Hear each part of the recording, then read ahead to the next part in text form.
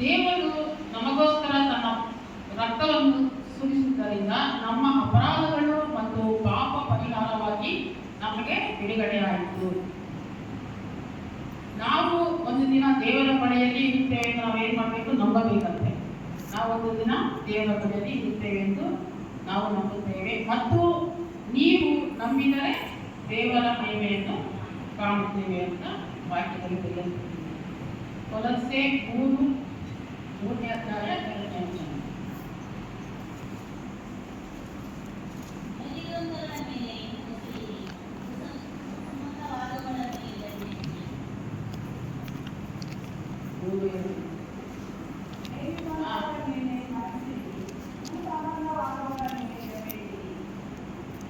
ನಾವೇನ್ ಮಾಡ್ಬೇಕಂತೆ? ಮೇಲಿರುವಂತಹ ಮೇಲೇನೆ ನಾವು ಮನಸ್ಸಿರುವ ಮಕ್ಕಳಾಗಿರಬೇಕು. ಭೂ ಸಂಬಂಧವಾಗಿ ಯಾವಾಗಲೂ ನಮ್ಮ ಮನಸ್ಸಿರೋದಾಗುತ್ತೆ. ಯಾಕಂದ್ರೆ ಭೂ ಲೋಕದಲ್ಲಿ ಏನಿರ್ತದೆ? ಬರೀ ಪಾಪಗಳೇ. ಕಣ್ಣಿಗೆ ಮುಖದಷ್ಟು ಎಲ್ಲಿ ನೋಡಿದ್ರೆ ಪಾಪಗಳೇ, ಅಧರ್ಮಗಳು, ಅನ್ಯಾಯಗಳು, ಅಕ್ರಮಗಳು, ಹೋರಾಟಗಳು.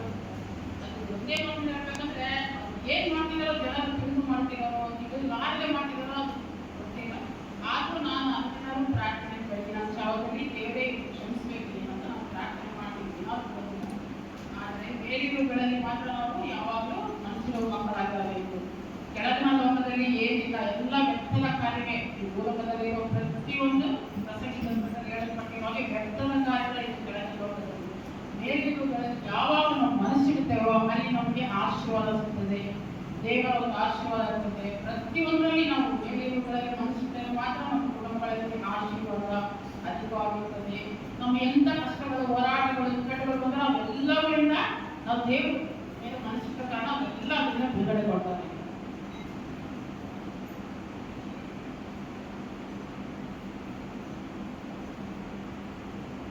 ಮೇಲಿರುವಂತಗಳ ಮೇಲೆ ಮನಸ್ಸಿಡಿ, ಭೂಲೋಕದ ಸಂಬಂಧಗಳ ಮೇಲೆ ಇಡಬೇಡಿ. ಯಾಕೆಂದರೆ ನೀವು ಸತ್ತಿರಲ್ಲ,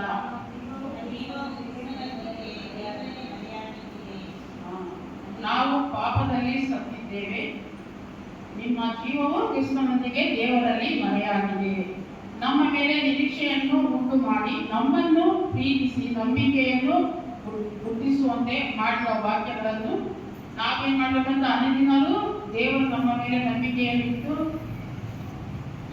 ನಮ್ಮನ್ನು ಶಾಶ್ವತ ಪ್ರೀತಿಗಳು ಪ್ರೀತಿಸಿದ್ದಾರೆ. ಅವರು ನಮ್ಮ ಮೇಲೆ ನಂಬಿಕೆ ಇಟ್ಟಿದ್ದಾರೆ. ಅದೇ ತರ ನಾವೇನ್ ಮಾಡಬೇಕು? ಅನುದಿನವೂ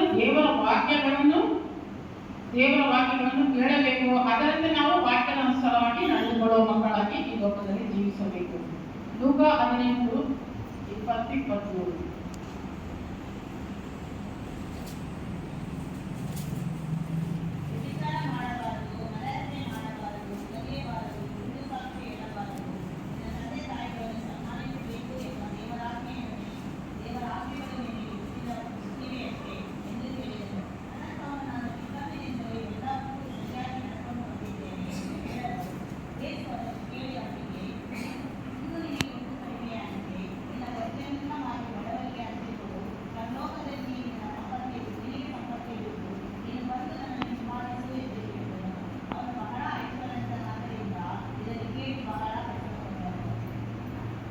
ಇದೇ ವಾಕ್ಯವು ಮಾರ್ಕ 10 ಮತ್ತು 18ರಲ್ಲಿ 22 ಬರೆಯಲ್ಪಟ್ಟಿದೆ.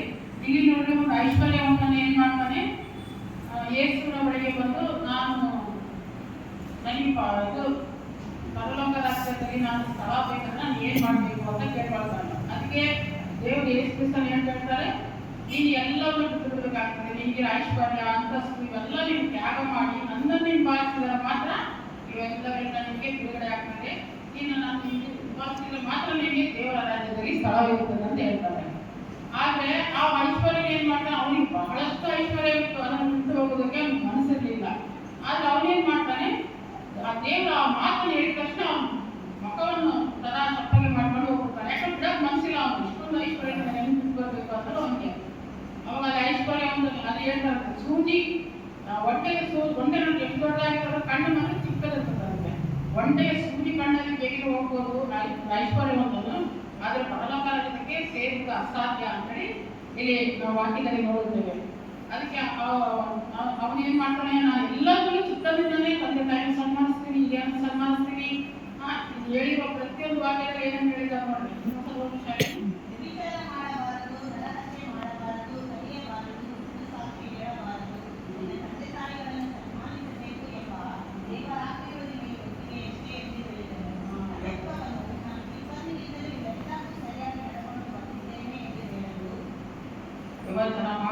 ಮಾಡಬಾರದು, ತಂದೆಗಳನ್ನು ಸನ್ಮಾನಿಸಬೇಕು, ಪರರ ಆಸ್ತಿಗಳನ್ನು ಆಶಿಸಬಾರದು.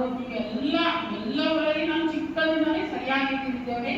ಆದರೆ ನಾನು ಪರಲೋಕ ರಾಜ್ಯಕ್ಕೆ ನಾನು ಯಾಕೆ ಹೋಗುವುದಿಲ್ಲ ಅಂದರೆ, ನೀನು ತ್ಯಾಗ ಮಾಡೋದಕ್ಕೆ ಸಿದ್ಧವಾಗಿಲ್ಲ. ಈ ಲೋಕದ ಮೇಲೆ ಇರುವ ಎಲ್ಲ ಆಸ್ತಿ, ಅಂತಸ್ತು, ಬಣ್ಣದ ಲೋಕ ಪ್ರತಿಯೊಂದು ನೀನು ಆಕರ್ಷಣೆ ಆಗಿದೆ ನಿಮ್ಮೊಳಗೆ. ಅದಕ್ಕೆ ಇವೆಲ್ಲವನ್ನ ನೀನು ತ್ಯಾಗ ಮಾಡಿದ್ರೆ ಮಾತ್ರ ನೀನು ನನ್ನಿಂದ ಬರೋದಕ್ಕೆ ಸಾಧ್ಯ, ಪರಲೋಕ ರಾಜ್ಯಕ್ಕೆ ಸೇರುವುದಕ್ಕೆ ಸಾಧ್ಯವಂತ ಹೇಳ್ತಾರೆ. ಮಾರ್ಗ 1:5.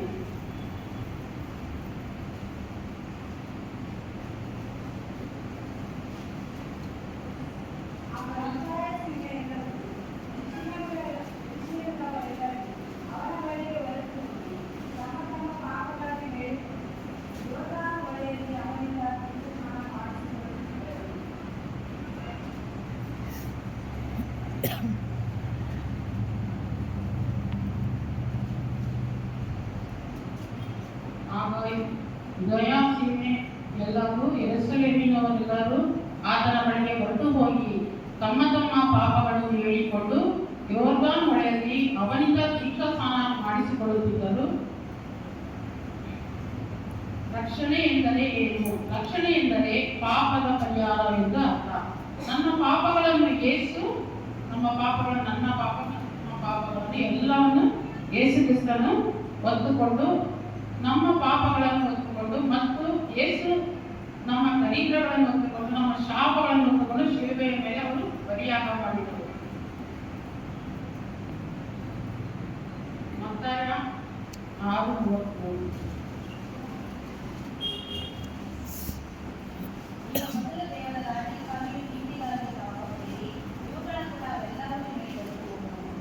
ಮೇಲಿರುವುದರಲ್ಲಿ ಮನುಷ್ಯಬೇಕಂತ ಹೇಳ್ತಾರಲ್ಲ ಈ ಅಧ್ಯಾಯ 6:33. ದೇವರ ರಾಜ್ಯಕ್ಕಾಗಿ, ನೀತಿಗಾಗಿ ತ್ವರೆ ಪಡೆಯಿರಿ, ಇವುಗಳ ಕೂಡ ಅವೆಲ್ಲವೂ ನಿಮಗೆ ದೊರಕುವವು. ಆದ್ದರಿಂದ ನಾಳಿನ ವಿಷಯವಾಗಿ ಚಿಂತೆ ಮಾಡಬಾರ್ದು. ನಾಳಿನ ವಿಷಯವಾಗಿ ನಾಳೆ ಚಿಂತೆ ಮಾಡ್ತಾರಂತೆ.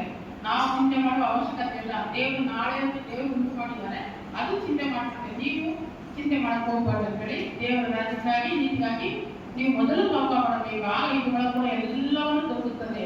ನೀವು ಭೂಲೋಕ ಸಂಬಂಧವಾಗಿ ನಾವು ಚಿಂತೆ ಮಾಡ್ತಾ ಇದ್ರೆ ನಿಮಗೆ ಏನು ಸಿಗುವುದಿಲ್ಲ ಎಂದು ಅರ್ಥ. ಯೋಹಾನ 14:13-14.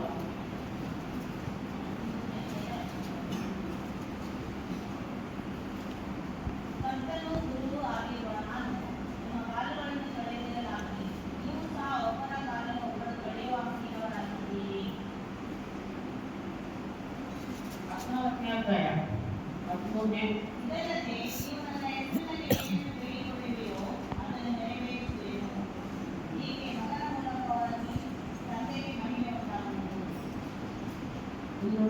ಯೇಸುವಿನ ನಾಮದಲ್ಲಿ ನಾವು ಏನೇನು ಬೇಡಿಕೊಳ್ಳುತ್ತೇವೋ, ಏನೇನು ಬೇಡಿಕೊಳ್ಳುತ್ತೋ ಅವೆಲ್ಲ ನಮಗೆ ದೊರಕುವುದೆಂದು ಈ ವಚನದಲ್ಲಿ ಬರೆಯಲ್ಪಟ್ಟಿದೆ.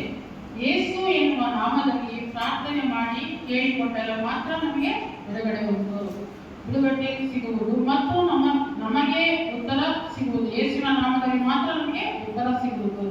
ನಮಗಾಗಿ ತನ್ನ ಪರಿಶುದ್ಧ ರಕ್ತವನ್ನು ಸುರಿಸಿ ಬಲಿಯಾದ ಯೇಸುವಿನ ನಾಮದಲ್ಲಿ ಅದ್ಭುತ ಅತಿಶಯ ಕಾರ್ಯಗಳು ನಡೆಯುತ್ತದೆ ನಮ್ಮ ಜೀವಿತಗಳಲ್ಲಿ. ಯೇಸುವಿನ ನಾಮದಲ್ಲಿ ಮತ್ತು ನಮಗೆ ಆಶೀರ್ವಾದ. ಯೇಸುವಿನ ನಾಮದಲ್ಲಿ ಏನೇ ಕೇಳಿಕೊಂಡರೂ ಅದನ್ನು ಕಂಡುಕೊಳ್ಳುವಿರಿ ಎಂದು ಈ ವಾಕ್ಯದಲ್ಲಿ ಬರೆಯಲ್ಪಟ್ಟಿದೆ. ಆತನ ನಾಮದಲ್ಲಿ ಶಾಂತಿ, ಸುಖ, ಸಮಾಧಾನ, ಸಂತೋಷ ಸಿಗುವುದು. ನಾವು ಬಾಯಿ ತೆರೆದು ಕರ್ತನನ್ನು ಕೇಳಿದರೆ ದೇವರು ಎಲ್ಲ ಕೊಡುವವರಾಗಿದ್ದಾರೆ. ನಾವು ದೇವರೊಂದಿಗೆ ಮಾತನಾಡುವುದು, ಕೇಳುವುದು ದೇವರಿಗೆ ಇಷ್ಟಕರವಾದುದಂತ. ನಾವು ಪ್ರೇಯರ್ ಮಾಡಿ ನಮಗಾಗಿ ಪಾಸ್ಟರ್ ಮಾಡಿರುವ ಅವ್ರಿಗೆ ಮಾಡೋದ್ರಿಂದ ನಾವು ದೇವರೊಂದಿಗೆ ಬಾಯಿ ತೆಗೆದು ಕರ್ತನಿಗೆ ನಾವು ಯಾವಾಗ ಪ್ರಾರ್ಥನೆ ಮಾಡ್ತೀವೋ ಭಕ್ತಿಯಿಂದ, ಭಯದಿಂದ ಖಂಡಿತವಾಗಲೂ ನಾವೆಲ್ಲ ಪ್ರಾರ್ಥನೆಗೆ ಉತ್ತರ ಖಂಡಿತವಾಗಲೂ ಕೊಡ್ತಾರೆ ಅಂತ ಇವಾಗ ಹೇಳಲ್ಪಟ್ಟಿದೆ. ನಮ್ಮ ಮಕ್ಕಳಿಗಾಗಿ, ನಮ್ಮ ಕುಟುಂಬಗಳಿಗಾಗಿ, ನಮ್ಮ ಗಂಡಂದಿರಿಗೆ, ನಮ್ಮ ಹೆಂಡತಿಗಳಿಗಾಗಿ ನಾವು ಯಾವಾಗಲೂ ಪ್ರಾರ್ಥನೆ ಮಾಡಿ ದೇವರ ಬಳಿ ಊರಿಗಳನ್ನು ಬಲಿ ಕೊಡ್ತಾ ಇದ್ದಾರೆ. ಆದರೆ ಮಾಂಸ ಅಂದ್ರೆ ಹೊಂದುತ್ತಿರಲಿಲ್ಲ ಅಂತವ್ರು. ಅದಕ್ಕಾಗಿ ದೇವರು ಏನ್ ಮಾಡ್ತಾರೆ, ಏನು ಬಲಿ ಕೊಟ್ಟರು ಮಾಂಸ ಅಂದ್ರೆ ಹೊಂದದೇ ಇದ್ದಾರೆ. ಇವರಿಗಾಗಿ ನಾನು ಸ್ವಂತ ನನ್ನ ರಕ್ತವನ್ನು ಸುರಿಸಿ ಭೂಮಿ ಮೇಲೆ ಧಾರಾಕಾರಕ್ಕೆ ಒಂದನ್ನು ಕೂಡ ಇದರದಂತೆ ನಾನು ಇವರ ಒಬ್ಬರಿಗೆ ರಕ್ತವನ್ನು ಸುರಿಸಿ ಎಲ್ಲ ಪಾಪ ಶಾಪಗಳಿಂದ ನಮಗೆ ಬಿಡುಗಡೆ ಕೊಟ್ಟ ದೇವರಾಗಿದ್ದಾರೆ. ಆದ ಕಾರಣ ನಾವೇನು ಬೇಕು ಅವಾಗ ಮೇಲಾಣ ಲೋಕದಲ್ಲಿ ನಾವು ಅವರಿಗೆ ಬರೆಯುವುದಾಗಿ ಮೇಲಾಣ ಲೋಕದಲ್ಲಿ ಸಂಬಂಧವಾಗಿನ ಆಲೋಚನೆ ಇಲ್ಲದೆ ಮೇಲಾಣ ಲೋಕದಲ್ಲಿ ಆಲೋಚನೆಗಳನ್ನು ಯಾವಾಗಲೂ ನಾವು ಇರಬೇಕು. ದೇವರ ಭಯಭಕ್ತಿಯಲ್ಲಿ ಯಾವಾಗಲೂ ಬೇಕು. ಕೆಲವರು ದೇವರ ಭಯ ಭಕ್ತಿದಲ್ಲಿ ಇರ್ತಾರೆ, ಆದರೆ ಭಯದಲ್ಲಿರಲ್ಲ. ಭಕ್ತಿಯಲ್ಲಿ ಎಲ್ಲ ಕೊಡ್ತೀವಿ, ಭಕ್ತಿ ಹೋಗ್ತೀವಿ, ಭಕ್ತಿ ಚರ್ಚಿಗೆ ದಶಾಂಶ ಕೊಡ್ತೀವಿ, ದಶಂಭಾಗ ಕೊಡ್ತೀವಿ, ಚರ್ಚಿ ಸರಿಯಾಗಿ ಬರ್ತೀವಿ, ವಾಕ್ಯವನ್ನು ಧ್ಯಾನ ಮಾಡ್ತೀವಿ, ಪ್ರತಿಯೊಂದು ಮಾಡ್ತಾರೆ. ಆದರೆ ಅವರು ದೇವ್ರ ಭಯದಲ್ಲಿ ಇರಲ್ಲ. ನಾವು ಬಂದೀವ ಅದೇ ಹೆಸರಿಗಾಗಿ ಬಂದೀವ ಅಷ್ಟೇ, ಈಗ ಹೋದ ಮಾಡ್ಕೊಂತಾರೆ ದೇವ್ರ ಹೊರಗೋದ ತಕ್ಷಣ. ಅದು ಮನೆಗೆ ಹೋಗಿ ಧ್ಯಾನ ಮಾಡೋದಿಲ್ಲ ದೇವ್ರ ಬಗ್ಗೆ ಅವರು. ಅದಕ್ಕೆ ಏನು ಮಾಡ್ಬೇಕು ನಾವು, ಯಾವಾಗ ಎಲ್ಲಿಯಲ್ಲಿ ಹೇಗೆ ಯಾವಾಗ ನಾವು ದೇವರ ಒಂದು ಆತ್ಮಿಕವಾಗಿ ನಾವು ಇರಬೇಕು, ಯಾವಾಗ ಶರೀರಕವಾಗಿ ಇರಬಾರ್ದು. ಅವಾಗ ದೇವರು ನಮ್ಮ ಎಲ್ಲ ಕೆಲಸ ಕಾರ್ಯಗಳಲ್ಲಿ ನಮಗೆ ಸಫಲವನ್ನು ಕೊಡುವವರಾಗಿದ್ದಾರೆ. ಏಷಾಯ 59 1ನೇ ಅಧ್ಯಾಯ 2.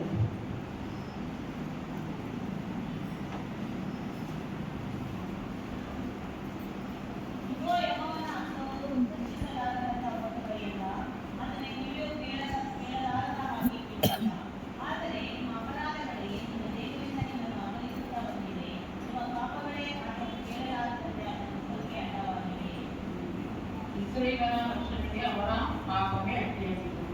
ಇಗೋ ಯೆಹೋವನ ಹಸ್ತವು ರಕ್ಷಿಸಲಾರದಂತ ಮೋಟಗೈಯಲ್ಲ, ಆತನ ಕಿವಿಯು ಕೇಳಲಾರದ ಹಾಗೆ ಕಿವುಡಲ್ಲ. ಆದರೆ ನಿಮ್ಮ ಅಪರಾಧಗಳೇ ನಿಮ್ಮ ದೇವರಿಂದ ನಿಮ್ಮ ಅಗಲಿಸುತ್ತಾ ಬಂದಿವೆ. ನಿಮ್ಮ ಪಾಪಗಳೇ ಆತನು ಕೇಳಲಾರದಂತೆ ಆತನ ಮುಖಕ್ಕೆ ಅಡ್ಡವಾಗಿದೆ. ಪಾಪಗಳನ್ನು ಬಿಟ್ಟು ಮಾನಸಾಂತರ ಹೊಂದಬೇಕು. ನನ್ನ ಪಾಪಗಳಾಗಲಿ ನಿಮ್ಮ ಪಾಪಗಳಾಗಲಿ ಪಾಪದಿಂದ ನಾವು ಬಿಡುಗಡೆ ಹೊಂದಿಕೊಳ್ಳಬೇಕು. ನಾವು ಯೇಸುವಿನ ರಕ್ತದಿಂದ ತೊಳೆಯಲ್ಪಟ್ಟು ಶುದ್ಧೀಕರಿಸುವ ಮಕ್ಕಳಾಗಿರಬೇಕು. ಯೇಸು ಎಲ್ಲ ನಮ್ಮ ಪಾಪಗಳನ್ನು ತೊಳೆದು ನಮ್ಮ ಕಣ್ಣೀರಿನ ನಾವು ಯಾವಾಗ ದೇವರ ಬಳಿಯಲ್ಲಿ ಬಂದು ಪಶ್ಚಾತ್ತಾಪದಿಂದ ನಾವು ಕಣ್ಣೀರಿಂದ ಮೊರೆ ಇಡ್ತೇವೋ, ಪಾಪಗಳನ್ನು ಆಯ್ಕೆ ಮಾಡಿಕೊಳ್ತೇವೋ, ಅಲ್ಲಿ ಖಂಡಿತವಾಗ್ಲೂ ಪಾಪ ಬಿಡುಗಡೆ ಆಗೇ ಆಗುತ್ತೆ. ಇವತ್ತು ಇದು ಮಾಡೋದು ಪಾಪಗಳನ್ನು ಮಾಡೋದು ಮತ್ತೆ ನಾಳೆ ಜಮೆ ಹೇಳ್ತಾರಲ್ಲ, ಬಟ್ಟೆಗಳನ್ನು ಹೋಗಿ ಮತ್ತೆ ಹಾಕಿ ಬರ್ತಾರಲ್ಲ, ಆ ಥರ ಪಾಪ ವಿಷಯದಲ್ಲಿ ಇವತ್ತು ಹಾಕೊಂಡು ಬಟ್ಟೆಗಳನ್ನು ಏನು ಮಾಡ್ತೀವಿ, ಅಯ್ಯೋ ಪಾಪ ಮಾಡ್ತೀವಿ, ನಾಳೆ ಹೋಗ್ಬಿಟ್ಟು ಶುದ್ಧಿ ಹಾಕ್ಬೇಕಂತೀವಿ, ಮತ್ತೆ ಅದೇ ಕೆಲಸ ಮತ್ತೆ ಮಾಡ್ತೀವಿ. ನಾವು ಆ ಥರ ಇರಬಾರ್ದು. ನಾವೇನು ಮಾಡೋದು, ಎಲ್ಲ ಪಾಪ ಶಾಪಗಳಿಂದ ಬಿಡುಗಡೆ ಕೊಡುವ ದೇವರು ಒಬ್ಬರ ಯೇಸು ಕ್ರಿಸ್ತನ. ಅವನ ಬಳಿಗೆ ನಾವು ಬಂದಿದ್ದೀವಪ್ಪ ಅಂದರೆ ಎಲ್ಲವನ್ನು ನಾವು ಅರಿಕೆ ಮಾಡಿಕೊಳ್ಳಬೇಕು. ಪಶ್ಚಾತ್ತಾಪ ಪಟ್ಟು ಎಲ್ಲ ಅರಿಕೆ ಮಾಡಿಕೊಂಡು ದೇವರಿಗೆ ನಾವು ಯಾವಾಗಲೂ ಮೊರೆ ಇಡ್ತೀವೋ ಖಂಡಿತವಾಗ್ಲೂ ಅವರು ಎಲ್ಲವನ್ನು ಬಿಡುಗಡೆ ಕೊಡುವ ದೇವರಾಗಿದ್ದಾರೆ. ಯೇಸು ಕ್ರಿಸ್ತನೊಬ್ಬನೇ ಪಾಪಗಳಿಂದ ಶಾಪಗಳಿಂದ ಕೊಡುವ ದೇವರ ಒಬ್ಬರೇ ಆಗಿದ್ದಾರೆ. 1 ಪೇತ್ರ 2:24.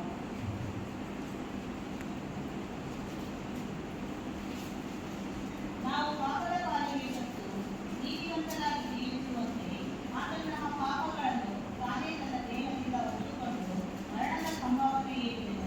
ಆತನ ಮಾರ್ಗಗಳಿಂದ ನಿಮಗೆ ಗುಣವಾಯಿತು. ನಾವು ಪಾಪದ ಪಾಲಿಗೆ ಸತ್ತು ನೀತಿವಂತರಾಗಿ ಜೀವಿಸಲಿಕ್ಕೆ ದೇವರು ನಮ್ಮ ಮೇಲೆ ಕೃಪೆ ಮಾಡಿದ್ದಾರೆ.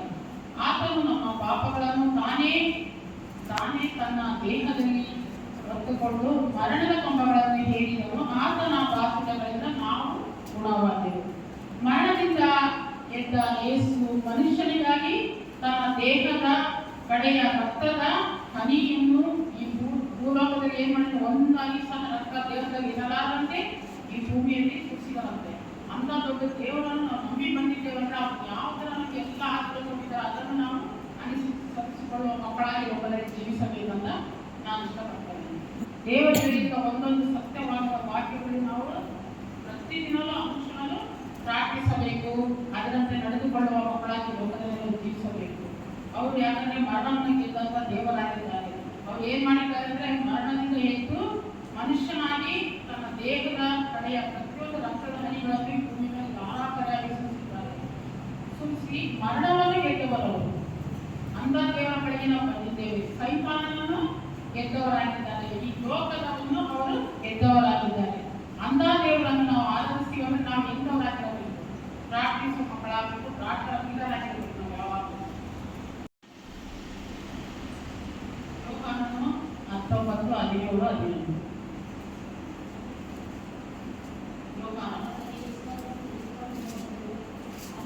ತಿರುಗಿಗೆ ಅವರೇ ಒಪ್ಪಿಸಿದವರು ಎಂದು ಸತ್ಯವೇದದಲ್ಲಿ ಹೇಳುತ್ತದೆ.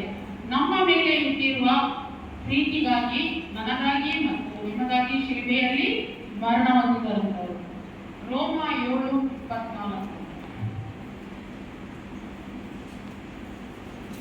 ಅಯ್ಯೋ, ನಾನು ಎಂಥ ದುರಾವಸ್ಥೆಯಲ್ಲಿದ್ದು ಇದ್ದ ಮನುಷ್ಯನು, ಇಂಥ ಮರಣಕ್ಕೆ ಒಳಗಾದ ಈ ದೇಹದಿಂದ ನನ್ನನ್ನು ಬಿಡಿಸುವವನು ಯಾರು?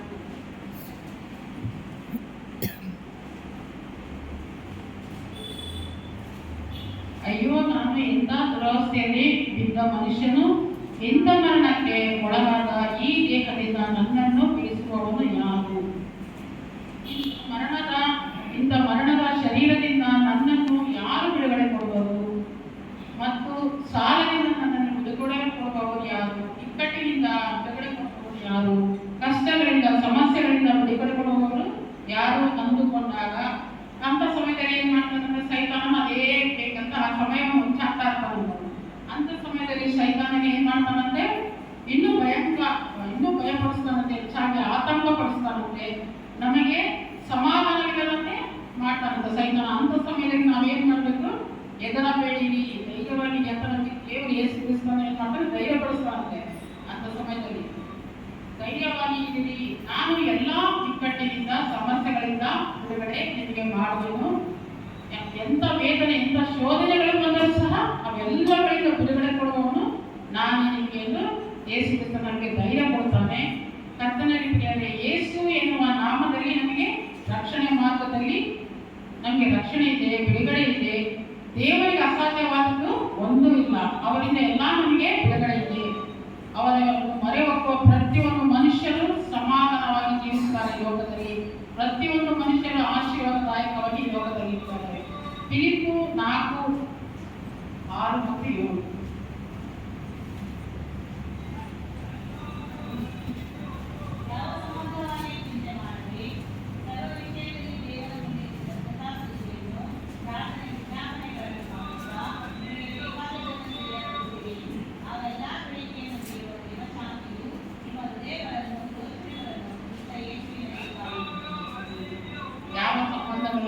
ಚಿಂತೆ ನಾವು ಮಾಡದೆ ಸರ್ವ ವಿಷಯದಲ್ಲಿ ದೇವರ ಮುಂದೆ ನಾವು ಕೃತಜ್ಞತಾಸ್ತುತಿಗಳನ್ನು ಅನುದಿನವೂ ಮಾಡಬೇಕು. ಪ್ರಾರ್ಥನೆ ವಿಜ್ಞಾಪನೆಗಳನ್ನು ಮಾಡುತ್ತಾ ಇರಬೇಕು. ನಿಮಗೆ ಬೇಕಾದದ್ದನ್ನು ತಿಳಿಯಪಡಿಸಬೇಕು. ಆಗ ಎಲ್ಲಾ ಗ್ರಹಿಕೆಗಳನ್ನು ಮೀರುವ ದೇವರ ಶಾಂತಿಯು ನಿಮ್ಮ ಹೃದಯಗಳನ್ನು ಯೋಚನೆಗಳನ್ನು ಕ್ರಿಸ್ತ ಯೇಸುವಿನಲ್ಲಿ ಕಾಯುವುದು. ಕರ್ತನಿಗೆ ಪ್ರಿಯರೇ, ಮೊದಲು ನಮಗೆ ದೇವರಿಂದ ನಮಗೆ ಸಹಾಯ ಬರುತ್ತೆ ಅಂತ ನಾವು ನಂಬಿಕೆಯಿಂದ ವಿಶ್ವಾಸದಿಂದ ನಾವು ಇರಬೇಕು. ನಮ್ಮ ಜೀವಿತಗಳಲ್ಲಿ ನೋಡಿ ಎಷ್ಟೋ ಸಮಸ್ಯೆಗಳು, ಹೋರಾಟಗಳು ಬರ್ತಾ ಇರ್ತವೆ. ಎಷ್ಟೋ ಬಿಸ್ನೆಸ್ಗಳಲ್ಲಿ ನಷ್ಟ ಬರ್ತವೆ, ಕೆಲಸ ಕಾರ್ಯಗಳಲ್ಲಿ ಒಂದ್ಸಲ ಆಗ್ತಾ ಇರಲ್ಲ. ಅಂತ ಸಮಯದಲ್ಲಿ ನಾವೇನ್ ಮಾಡ್ಬೇಕು? ಎಂತ ಇಕ್ಕಟ್ಟಾದ ಒಂದು ಇದ್ರೂ ಪರಿಸ್ಥಿತಿಗಳು ಎಲ್ಲರಿಂದ ನಾವು ಯೇಸು ಕ್ರಿಸ್ತನು ಬಿಡಿಸುವ ಶಕ್ತನಾಗಿದ್ದಾನೆ. ಅವರೊಬ್ಬರೇ ಎಲ್ಲ ವಿಧದಲ್ಲಿ ನಮಗೆ ಬಿಡಿಸುವ, ನಮ್ಮ ಚಿಂತೆ ಆಗಲಿ ದುಃಖವಾಗಲಿ ಪ್ರತಿಯೊಂದರಲ್ಲಿ ಸಹ ಬಿಡುಗಡೆ ಕೊಡುವ ನಾಯಕನು ಅವರೊಬ್ಬರೇ. ಯಾಕೆ ಚಿಂತೆಯಲ್ಲಿರುವನೆಂದು ಪ್ರೀತಿಯಿಂದ ಮಮತೆಯಿಂದ ನಮ್ಮನ್ನು ಏನ್ ಮಾಡಿದ್ದಾರೆ? ಕ್ರಿಸ್ತನ ನಮ್ಮ ಶಾಶ್ವತ ಪ್ರೀತಿಯಿಂದ ನಮ್ಮನ್ನು ಪ್ರೀತಿಸಿದ್ದಾರೆ. ಅದಕ್ಕಾಗಿ ಒಂದು ಕ್ಷಣವೂ ಅವರು ನಮ್ಮನ್ನು ಕೈ ಬಿಡಲಾರದೆ ಕಾಯುವ ಕರ್ತನಾಗಿದ್ದಾರೆ. ಇವೆಲ್ಲವೂ ಯೇಸು ಕ್ರಿಸ್ತನಿಂದ ಮಾತ್ರ ಸಾಧ್ಯವಾದ ಕೆಲಸವಾಗಿದೆ.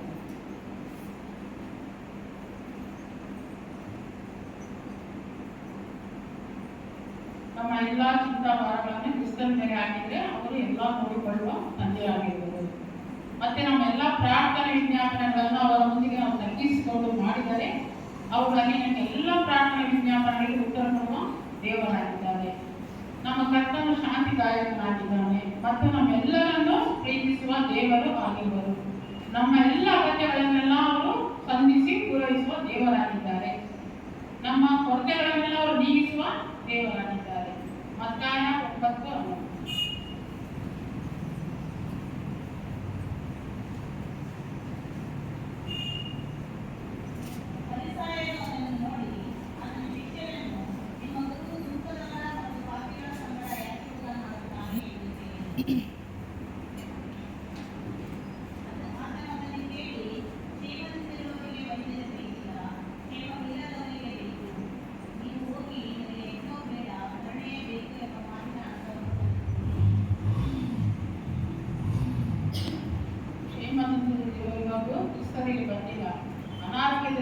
ಒಳಗೆ ಬಂದವರಾಗಿದ್ದಾರೆ ಮತ್ತು ನೀತಿವಂತರಿಗಾಗಿ ಲೋಕದಲ್ಲಿ ಅವರು ಬಂದಿಲ್ಲ, ಪಾಪಿಗಳಿಗಾಗಿ ಇಲ್ಲಿ ಬಂದವರಾಗಿದ್ದಾರೆ.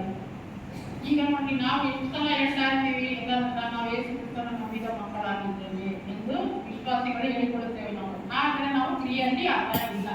ಬಾಯಲ್ಲಿ ಮಾತ್ರ ನಾವು ಕ್ರಿಸ್ತನ ನಂಬಿದ್ದೇವೆ ಅಂತ ಹೇಳ್ತೀವಿ, ಆದರೆ ಕ್ರಿಯೆಯಲ್ಲಿ ನಾವು ಆ ಥರ ಇರುವುದಿಲ್ಲ. ಅದಕ್ಕೆ ಯೇಸುವನ್ನು ಪ್ರೀತಿಸುತ್ತೇವೆ ಅಂತ ಹೇಳ್ಕೊಳ್ತೀವಿ, ಆದ್ರೆ ನಾವು ಮನುಷ್ಯರೇ ಒಬ್ಬರೊಬ್ಬರನ್ನು ನಾವು ಪ್ರೀತಿ ಮಾಡ್ತಾ ಇಲ್ಲ. ಇವತ್ತು ದಿನಗಳಲ್ಲಿ ಪ್ರೀತಿ ಇದ್ದೋಗಿದೆ, ಪ್ರೀತಿ ಮಾಡ್ತಿಲ್ಲ. ಅದಕ್ಕೆ ಇಲ್ಲಿ ಏನ್ ಹೇಳ್ತಾರೆ, ನಾವು ಆಗಾಯ್ತು ಸರಿ ಬರ್ತಾವೆ, ದಿನವೂ ಬರ್ತೇವೆ, ಎಲ್ಲ ಮಾಡ್ತೇವೆ ಅಂದ್ರೆ ನಾವು ಹೇಳ್ಕೊಡೋದನ್ನ ಹೇಳ್ಕೊಡ್ತೇವೆ. ಆದರೆ ದೇವರು ನಮ್ಮ ಹೃದಯಗಳನ್ನು ನೋಡುವವರಾಗಿದ್ದಾರೆ. ನಮ್ಮ ಮೇಲ್ವರಿಗೆ ನೋಡುವವರಲ್ಲ, ಮನುಷ್ಯನ ಮುಖವನ್ನು ಮಾತ್ರ ನೋಡ್ತಾನೆ. ಆದರೆ ದೇವರು ನಮ್ಮ ಹೃದಯಗಳನ್ನು, ನಮ್ಮ ಅಂತರಾಳಗಳನ್ನು ಅವರು ನೋಡಿ ಪರೀಕ್ಷೆ ಮಾಡುವ ದೇವರಾಗಿದ್ದಾರೆ. ಅವರು ಇವೆಲ್ಲಗಳನ್ನು ನೋಡುವ ದೇವರಾಗಿದ್ದಾರೆ. ಇನ್ನೊಂದು, ನಾವೆಲ್ಲ ಕೆಳಗೆಲ್ಲ ಸರಿಯಾಗಿದೆಯಪ್ಪ, ನಾವು ಹೆಚ್ಚಿಗೆ ಹೋಗ್ತೀವಪ್ಪ, ದಶಮಾಗಿ ಕೊಡ್ತೀವಪ್ಪ, ಎಲ್ಲ ಹೇಳ್ಕೊಳ್ತೇವೆ. ಆದರೆ ಈ ಥರ ಹೇಳ್ಕೊಳ್ಳೋದು ನಮ್ಮನ್ನು ನಾವೇ ಮೋಸಗೊಳಿಸುತ್ತೇವೆ ಅಂತ ವಚನದಲ್ಲಿ ಹೇಳ್ತಾರೆ. ಅದಕ್ಕೆ ನಾವೇನು ಮಾಡಬೇಕು? ಮೋಸಗೊಳಿಸಿದ ಹಾಗೆ ಯೇಸು ನಮ್ಮನ್ನು ಪಕ್ಷಪಾತವಾಗಿ ನೋಡಿಲ್ಲ. ಅವ್ರು ಏನು ಮಾಡ್ತಾರೆ? ಕೆಟ್ಟವರನ್ನು ಪ್ರೀತಿಸ್ತಾರೆ, ಒಳ್ಳೆಯವರನ್ನು ಪ್ರೀತಿಸ್ತಾರೆ. ಆದರೆ ಕುಂಟತನತಿರೋರು, ವ್ಯಸನದಲ್ಲಿರೋರು, ಅನೇಕ ಕೆಟ್ಟ ಕೆಲಸ ಮಾಡೋ ಪ್ರತಿಯೊಂದು ಮನುಷ್ಯರನ್ನು ಸಹ ಅವರು ಸ್ನೇಹಿತರಾಗಿ ಪ್ರೀತಿಸ್ತಾರಂತೆ. ಆದರೆ ಅವರ ಸಂಗಡ ವಾಸವಾಗಿ ಇರೋದಿಲ್ಲ. ಎಷ್ಟೋ ಕಷ್ಟಗಳು, ಸಮಸ್ಯೆಗಳು, ಹೋರಾಟಗಳು ಅವ್ರಿಗೂ ಬರ್ತಾವೆ, ಅದರಿಂದ ಒಳ್ಳೆಯವರಿಗೂ ಬರ್ತಾವೆ. ಅವ್ರು ನೀತಿವಂತರನ್ನು ಕೈ ಬಿಡುತ್ತಿಲ್ಲ ಅಂತೇಳಿ ಹೊಸದಲ್ಲಿ ನೋಡ್ತೇವೆ. ಅದೇ ಥರ ಕೆಟ್ಟವರನ್ನು ಅವ್ರ ಸಂಗಡ ವಾಸ ಮಾಡಿದ್ರೆ ಅವ್ರನ್ನ ಬಿಟ್ಬಿಡ್ತಾರಂತೆ. ಅದಕ್ಕೆ ಭೂಲೋಕದಲ್ಲಿ ಇರಬೇಕಾದ್ರೆ ನಾವೇನು ಮಾಡಬೇಕು? ನಮ್ಮ ಜೀವಿತಗಳನ್ನು ಸರಿಪಡಿಸಿಕೊಳ್ಳಬೇಕು. ಬೇರೆಯವ್ರನ್ನ ನಾವು ಸರಿಯಾಗಿದ್ರೆ ಆಗಲ್ಲ, ನೀವು ಯಾರು ಕೊಡ್ತಿಲ್ಲ ಅಂತ ಹೇಳ್ಬಿಡ್ತಾರೆ ದೇವರು. ಅದಕ್ಕೆ ಭೂಮಿಯಲ್ಲಿ ಇರಬೇಕಾದ್ರೆ ನಾವೇನು ಮಾಡಬೇಕು? ನಮ್ಮ ಜೀವಿತಗಳನ್ನು ಎಲ್ಲ ನಾವು ಕರ್ತನಿಗೆ ಒಪ್ಪಿಸಿ ನಾವು ಸರಿಪಡಿಸಿಕೊಳ್ಳಬೇಕು. ಈಗ ದೇವರನ್ನು ಅನೇಕ ಸರಿ ಹೇಳ್ತಾರೆ, ದೇವರು ಶ್ರೀಮಂತರ ಸಂಗಡ ಇರುವುದಿಲ್ಲ. ಈಗ ನೋಡ್ತಾರೆ ಅಂದ್ರೆ ಶ್ರೀಮಂತ ಸಂಗಡ ಇರುವುದಿಲ್ಲ ಅಂತಾರೆ. ಆದ್ರೆ ಅವಾಗಿನ ಕಾಲಗಳಲ್ಲಿ ಅಬ್ರಾಹ್ಮನು ಶ್ರೀಮಂತನೇ, ದಾವೀದನು ಶ್ರೀಮಂತನೇ, ಸೊಲೊಮೋನನು ಶ್ರೀಮಂತನೇ. ಆದ್ರೆ ಅವರೆಲ್ಲ ಸಂಗಡ ದೇವರು ಇದ್ರು. ಯಾಕಂದ್ರೆ ಅವರು ದೇವರನ್ನು ಪ್ರಾರ್ಥಿಸುವುದರಲ್ಲಿ, ದೇವರಲ್ಲಿ ನಂಬಿಕೆ, ವಿಶ್ವಾಸ ಎಲ್ಲವೂ ದೇವರೊಂದಿಗೆ ಇದ್ರು ಅವರು ಪ್ರೀತಿಯಿಂದ. ಆದ್ರೆ ಅವರು ಈ ಆಸ್ತಿಗಳ ಮೇಲೆ, ಅವರ ಅಂತಸ್ತುಗಳ ಮೇಲೆ ಮನಸ್ಸಿಗಿಲ್ಲ. ಅವರು ದೇವರ ಮೇಲೆ ಅವರು ಮನಸ್ಸುಗಳಿಟ್ಟಿದ್ದಾರೆ. ಅದಕ್ಕೆ ಅವರು ಏನ್ ಮಾಡಿದ್ರೆ ದೇವರೊಂದಿಗೆ ಸೇರಿಕೊಂಡವರಲ್ಲ. ಅದೇ ತರ ನಾವು ಅವರನ್ನೇ ದೇವರ ಮೇಲೆ ನಂಬಿಕೆಯಿಂದ, ವಿಶ್ವಾಸದಿಂದ ನಾವು ಇರಬೇಕು. ನಾವು ಯಾವಾಗ ಯೇಸುವಿನ ಮೇಲೆ ನಂಬಿಕೆ ಇರುವ ಮಕ್ಕಳಾಗಿ ಈ ಲೋಕದಲ್ಲಿ ನಾವು ಜೀವಿಸಬೇಕು. ಆತನ ಶಿಲುಬೆಯ ಹಿಂದೆ ಹಿಂಬಾಲಿಸುವವರಾಗಿರಬೇಕು. ಯೇಸುವಿನ ರಕ್ತದಿಂದ ಮಾತ್ರ ಈ ಎಲ್ಲ ಸಾಧ್ಯವಾಗಿದೆ.